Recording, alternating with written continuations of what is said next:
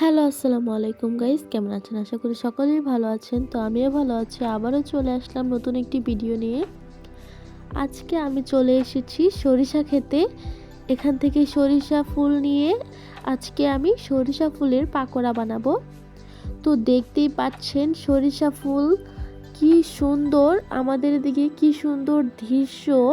সরিষা ফুলের জন্য জায়গাটা অসম্ভব সুন্দর লাগছিল, তাই ভাবলাম আপনাদের সাথে শেয়ার করা যাক। জায়গাটা কেমন লাগছে অবশ্যই কমেন্টে জানাবেন, আর সম্পূর্ণ ভিডিওটা দেখে যাবেন।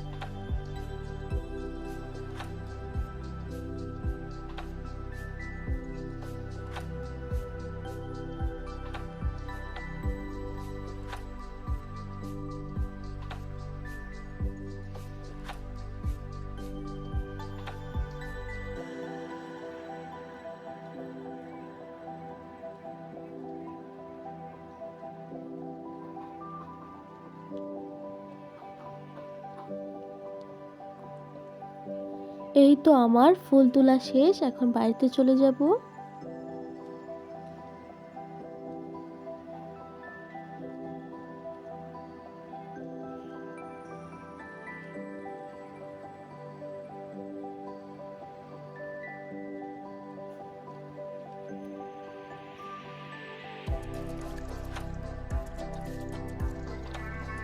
বাড়িতে চলে এসেছি।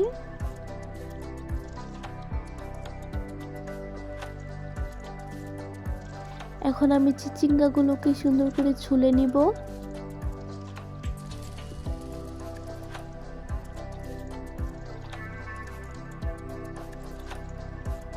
এই তো আমার চিচিঙ্গা ছিলা শেষ, এখন এগুলোকে সুন্দর করে পলে নিব।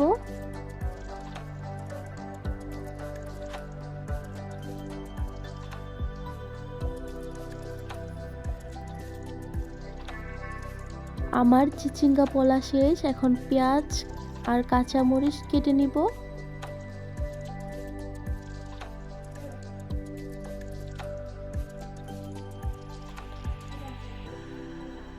এই তো এখন এগুলোকে সুন্দর করে ধুয়ে নিব। এই তো আমার সব কিছু ধোয়া শেষ, এখন পেঁয়াজ আর কাঁচামরিচগুলো সুন্দর করে কুচি করে কেটে নিব।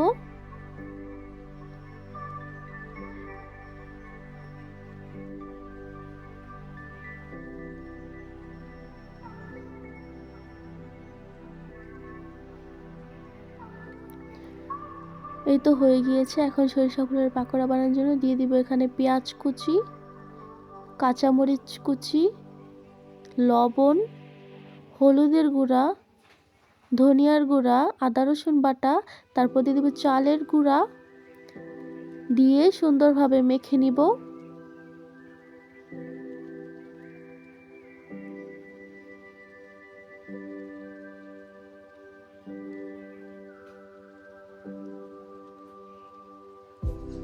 এই তো আমার মাখা হয়ে গিয়েছে, এখন চুলায় কড়াই বসিয়ে দিব। এখন এখানে তেল দিয়ে দিব।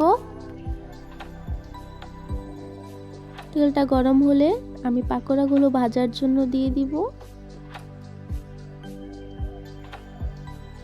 তারপর খুব সুন্দর করে উল্টে পাল্টে খুবই সুন্দর করে ভেজে নিব।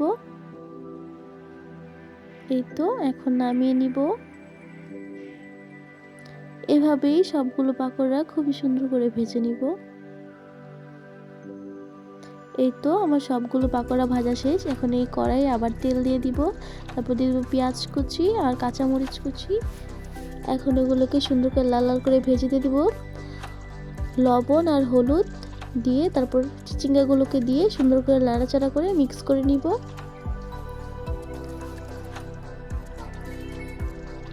তো চিচিঙ্গাটা ভাজা ভাজা হয়ে গেলে এক সাইড করে নিয়ে একটা ডিম ভেঙে দিয়ে দিব। ডিমটাকে সুন্দর করে ভেজে তারপর এটার সাথে মিক্স করে নিব।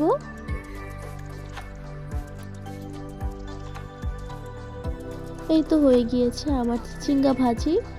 দেখতে যেমন হয়েছে খেতে কিন্তু অনেক মজা হয়েছে, পাকোড়াটা অনেক মজা হয়েছে। তো আজকের ভিডিও পর্যন্ত, দেখা হচ্ছে নতুন কোনো ভিডিওতে। সবাই ভালো থাকবেন, সুস্থ থাকবেন। খোদা হাফেজ।